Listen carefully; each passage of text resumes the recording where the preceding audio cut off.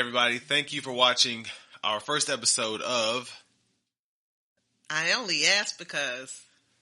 So a new segment that we're starting here on the channel. Pretty excited about it.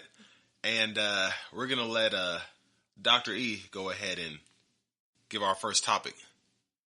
Thank you.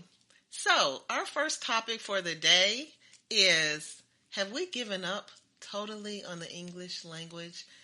I only ask because when I watch the news and I read newspapers and I'm in conversation, like, what are we doing? Can we have some subject-verb agreement at any time? I read an article this morning about Meghan Markle's dress. It was slitted.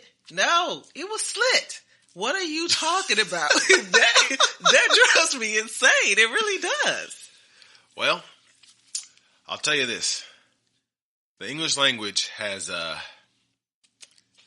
if you think about it, it's never really been something that's very proper. Even going back to when it was first created. That's why Spanish and Latin and French and all those languages are, you can kind of see how they come from each other and how they kind of have similarities.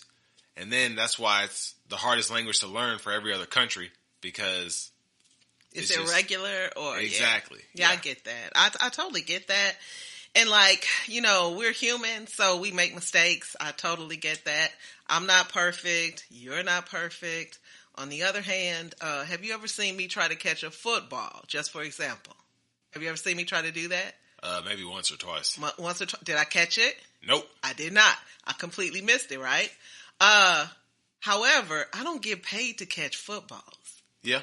Now, if you're a wide receiver for, say, the Chicago Bears and you can't ever catch anybody's throw, that's a problem. Do you understand what I mean? Mm-hmm. So that's why I said we've got news writers and we've got teachers and we've got news commentators and we've got all these other people who get paid to say it right and spell it right and write it right. And it's like nobody cares. It's driving me nuts. Well, I don't know. I feel like as a millennial, for me, the English language has just always been, it's what I know, but it's also been fun because there are a lot of ways.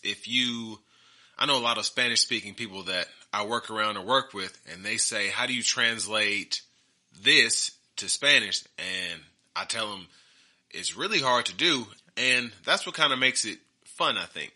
I think the English language is the most fun language, and that's probably why so many other countries try to speak it, just because, first of all, we're the biggest economy in the world, but also it's fun. Most people can kind of translate with English, and I think a lot of that has to do with today's social media, just how much we consume, how much that we put into the internet space. So they want to understand us. They want to be cool. They want to learn what we're saying and things of that nature.